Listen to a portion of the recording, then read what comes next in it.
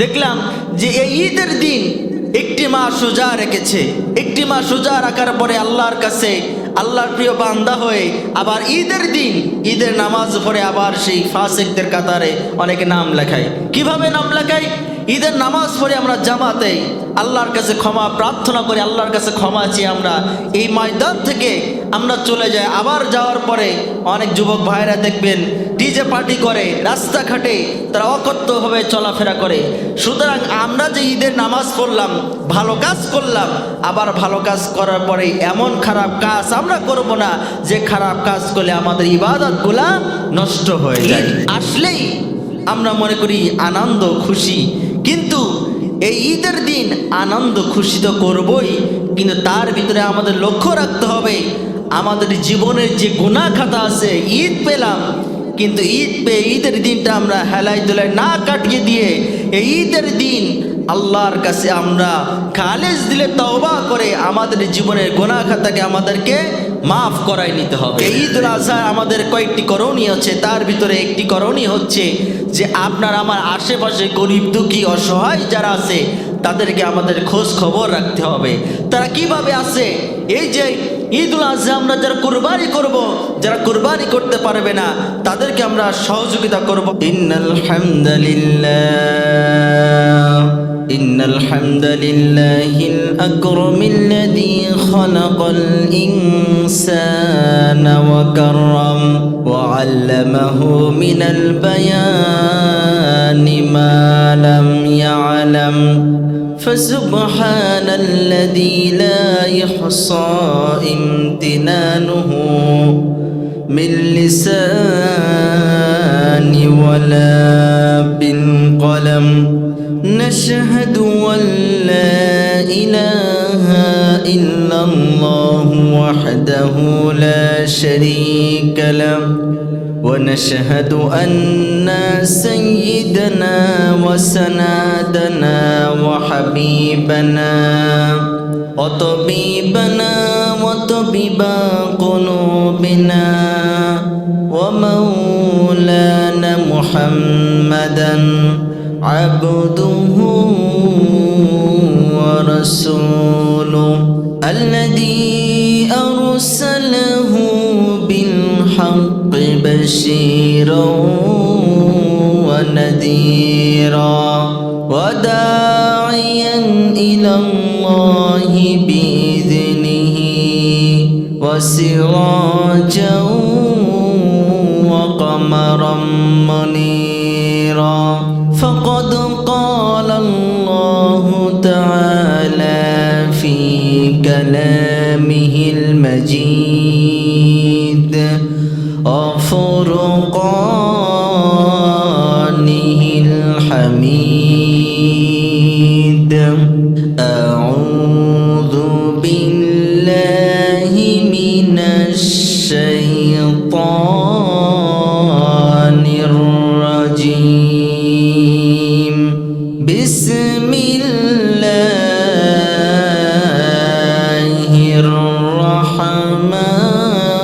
الرحمن الرحيم قل إن الصلاة ونسكي ومحياي ومماتي لله رب العالمين إلى آخر الآية. وأما الشأن في حديث قال رسول الله صلى الله عليه وسلم من أحب سنتي فقد أحبني ومن أحبني كان معي في الجنة إن الله وملائكته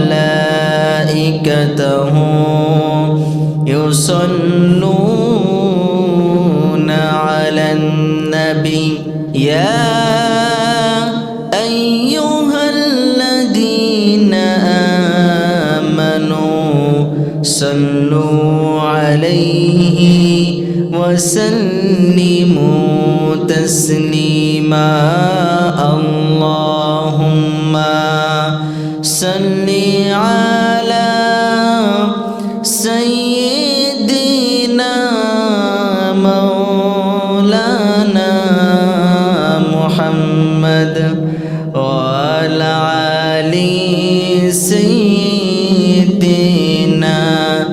শফিআনা মুহাম্মদ। মনটা যদি হইতো প্রবল হাওয়া, হইতো যদি শুভ্র কবুতর,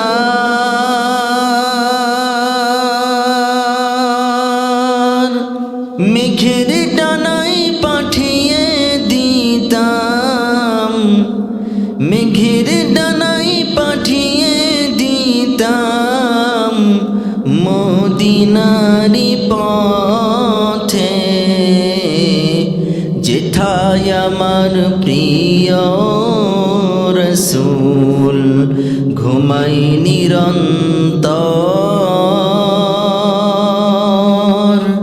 যেথায় আমার প্রিয় রসূল ঘুমাই নিরন্তর। আল্লাহুম্মা সাল্লি আলা সাইয়্যিদিনা মাওলানা মুহাম্মদ ওয়া আলা আলি সাইয়্যিদিনা শফিআনা মুহাম্মদ। নবীজির গোলামের, নবীজির আশিকের কোনো চিন্তা নাই। চলো নবীজির জান্নাতে মদিনাতে যাই, চলো নবীজির জান্নাতে মদিনাতে যাই। নবীজির গোলামের, নবীজির আশিকের কোনো চিন্তা নাই। চলো নবীজির জান্নাতে মদিনাতে যাই, চলো নবীজির জান্নাতে মদিনাতে যাই। কে কে যাবি মদিনায়, মদিনাতে কান্দেন নবী উম্মতের মায়ায়। কে কে যাবি মদিনায়, মদিনাতে কান্দেন নবী উম্মতের মায়ায়। দিন রজনী কান্দেন নবী, দিন রজনী কান্দেন নবী উম্মতের মায়ায়। চলো নবীজির জান্নাতে মদিনাতে যাই। নবীজির গোলামের, নবীজির আশিকের কোনো চিন্তা নাই। চলো নবীজির জান্নাতে মদিনাতে যাই, চলো নবীজির জান্নাতে মদিনাতে যাই। আলহামদুলিল্লাহ। মুআজ্জাজ মুহতারাম হারামে হাজিরিন, দিনদার পরহেজগার ইমানদার মুত্তাকি ভাই বাবা জিরা, সকলে আমার অন্তরস্থল থেকে আবার সালাম জানাচ্ছি। আসসালামু আলাইকুম ওয়া রাহমাতুল্লাহি ওয়া বারাকাতুহু।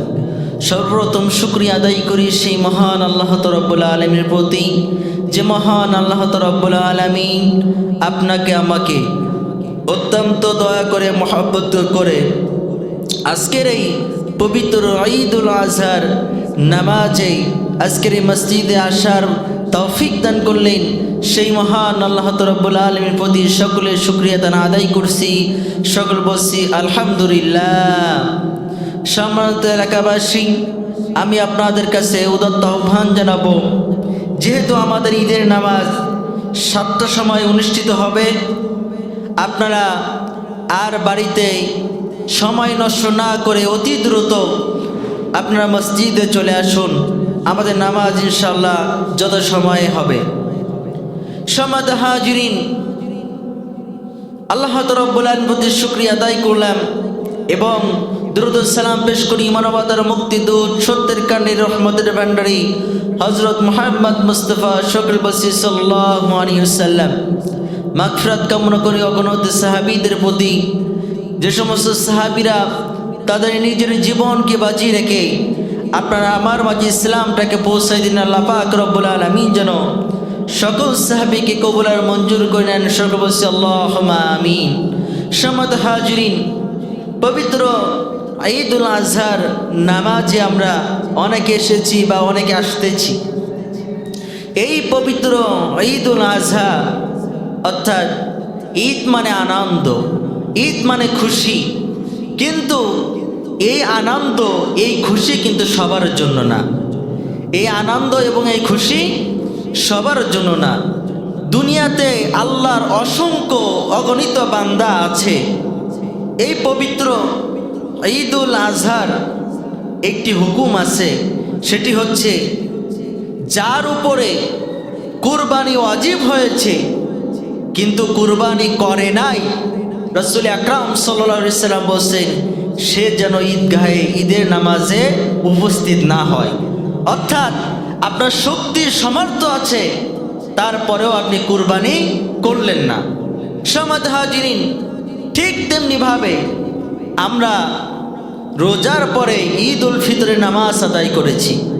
রাসূল আকরাম সাল্লাল্লাহু আলাইহি সাল্লাম বলছেন যে তার মতন দুর্ভাগ্যবান আর কেউ নাই যে রমজান মাস পেল কিন্তু তার নিজের জীবনের গুনাহ খাতা মাফ করে নিতে পারলো না। ঠিক তেমনিভাবে ঈদুল আজহা আমরা পেলাম, আমাদের শক্তি আছে, সামর্থ্য আছে, তারপরে আমরা কুরবানি করলাম না, তাদের মতন দুর্ভাগ্য কপাল পরা আর কেউ নাই।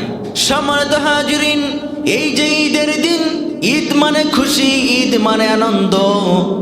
একদিন ঈদের দিন আমিরুল মুমিনিন খলিফাতুল মুসলিমিন হযরত ওমর ফারুক রাদিয়াল্লাহু তাআলা আনহু তিনি ঈদের জামাতে ঈদের নামাজ আদায় করলেন। সাহাবীরা সবাই একত্রিত নামাজ আদায় করলেন। নামাজ আদায় করার পরে একজন সাহাবী অন্য সাহাবীর খোঁজ খবর নিচ্ছেন। এই যে খোঁজ খবর নিচ্ছেন ঈদের নামাজের পরে, হঠাৎ করে দেখা যায় আমিরুল মুমিনিন খলিফাতুল মুসলিমিন হযরতে ওমর ফারুক রাদিয়াল্লাহু তাআলা আনহুর কোনো খবর নাই, তাকে আর দেখা যাচ্ছে না। সাহাবীরা চিন্তা করলেন আমিরুল মুমিনিন খলিফাতুল মুসলিমিন হযরতে ওমর তো আমাদের সাথে ছিল, কিন্তু হঠাৎ তিনি কোথায় চলে গেল। সাহাবীরা খুঁজতে খুঁজতে হযরতে আবু হুরায়রা রাদিয়াল্লাহু তাআলা আনহু তিনি আমিরুল মুমিনিন খলিফাতুল মুসলিমিন হযরতে ওমর ফারুক রাদিয়াল্লাহু তাআলা আনহুকে তিনি খোঁজ করার জন্য বের হলেন। হযরতে আবু হুরায়রা রাদিয়াল্লাহু তাআলা আনহু তিনি কি করলেন, খুঁজতে খুঁজতে হযরতে ওমর ফারুক রাদিয়াল্লাহু তাআলা আনহুর বাড়িতে চলে গেলেন। চলে যাওয়ার পরে দেখলেন আবু হুরায়রা রাদিয়াল্লাহু তাআলা আনহু লক্ষ্য করলেন ছোট্ট একটি কুটির ঘরের ভিতরে ঢুকরে ঢুকরে কান্নার আওয়াজ আসতেছে। আবু হুরায়রা রাদিয়াল্লাহু তাআলা আনহু তিনি ওই ঘরের কাছে যে ঘরের দরজা নক করলে, নক করার পরে কিছুক্ষণ পরে আমিরুল মুমিনিন খলিফাতুল মুসলিমিন হযরতে ওমর ফারুক রাদিয়াল্লাহু তাআলা আনহু দরজা খুলে দিলেন। হযরতে আবু হুরায়রা রাদিয়াল্লাহু তাআলা আনহু জিজ্ঞাসা করলেন, হে আমিরুল মুমিনিন খলিফাতুল মুসলিমিন, আজকে তো পবিত্র ঈদের দিন, এই ঈদ মানে আনন্দ, ঈদ মানে খুশি, আজকের ঈদের দিন আপনি কেন কান্নাকাটি করতেছেন? আমিরুল মুমিনিন খলিফাতুল মুসলিমিন হযরত ওমর ফারুক রাদিয়াল্লাহু তাআলা আনহু চোখের পানি ছেড়ে দিয়ে বলছেন, ও আবু হুরায়রা, রাসূল আকরাম সাল্লাল্লাহু আলাইহি ওয়াসাল্লাম বলেছেন রমজান মাস যে পেল তার জীবনের গুনাহ খাতা যে মাফ করায় নিতে না পারলো, তার মতন হতভাগা দুর্ভাগা কপাল পরা আর কেউ নাই। ও আবু হুরায়রা, আমি তো জানি না আমি ওমর আমার জীবনের সমস্ত গুনাহ খাতা আমি আল্লাহর কাছে মাফ করায় নিতে পেরেছি কিনা। এই জন্য আমিরুল মুমিনিন খলিফাতুল মুসলিমিন হযরতে ওমর ফারুক রাদিয়াল্লাহু তাআলা আনহু আল্লাহর কাছে ক্রন্দন করে কান্নাকাটি করে ক্ষমা চাইতেছেন। এ থেকে আমাদের শিক্ষা কি? ঈদ আসলেই আমরা মনে করি আনন্দ খুশি, কিন্তু এই ঈদের দিন আনন্দ খুশি তো করবই, কিন্তু তার ভিতরে আমাদের লক্ষ্য রাখতে হবে আমাদের জীবনের যে গুনাহ খাতা আছে। ঈদ পেলাম, কিন্তু ঈদ পেয়ে ঈদের দিনটা আমরা হেলাই দোলাই না কাটিয়ে দিয়ে এই ঈদের দিন আল্লাহর কাছে আমরা খালেস দিলে তওবা করে আমাদের জীবনের গুনাহ খাতাকে আমাদেরকে মাফ করাই নিতে হবে। প্রিয় মুসলিম ভাইরা আমার, ঈদ যখন আসে আমাদের সমাজে দেখবেন ইয়াং অনেক যুবক ভাইরা আছে। গত ঈদে আমরা ঈদের নামাজ পড়ে গ্রামে যাচ্ছিলাম, দেখলাম যে এই ঈদের দিন একটি মাস রোজা রেখেছে। একটি মাস রোজা রাখার পরে আল্লাহর কাছে আল্লাহর প্রিয় বান্দা হয়ে আবার ঈদের দিন ঈদের নামাজ পড়ে আবার সেই ফাসিকদের কাতারে অনেকে নাম লেখায়। কিভাবে নাম লেখায়? ঈদের নামাজ পড়ে আমরা জামাতে আল্লাহর কাছে ক্ষমা প্রার্থনা করি, আল্লাহর কাছে ক্ষমা চেয়ে আমরা এই ময়দান থেকে আমরা চলে যাই। আবার যাওয়ার পরে অনেক যুবক ভাইরা দেখবেন ডিজে পার্টি করে, রাস্তাঘাটে তারা অকথ্যভাবে চলাফেরা করে। সুতরাং আমরা যে ঈদের নামাজ পড়লাম, ভালো কাজ করলাম, আবার ভালো কাজ করার পরে এমন খারাপ কাজ আমরা করব না যে খারাপ কাজ করলে আমাদের ইবাদতগুলা নষ্ট হয়ে যায়। মুসলমান ভাইয়ের আমার, এই ঈদুল আজহা আমাদের কয়েকটি করণীয় আছে। তার ভিতরে একটি করণীয় হচ্ছে যে আপনার আমার আশেপাশে গরিব দুঃখী অসহায় যারা আছে তাদেরকে আমাদের খোঁজ খবর রাখতে হবে। তারা কিভাবে আছে? এই যে ঈদুল আজহা আমরা যারা কুরবানি করব, যারা কুরবানি করতে পারবে না তাদেরকে আমরা সহযোগিতা করব। আল্লাহ পাক রব্বুল আলামিন যেন আপনাকে আমাকে সকলকে কবুল আর মঞ্জুর করেন। সকল বলছি আল্লাহুম্মা আমিন। ওয়া মা তাওফিক ইল্লা বিল্লাহ। আসসালামু আলাইকুম ওয়া রাহমাতুল্লাহ।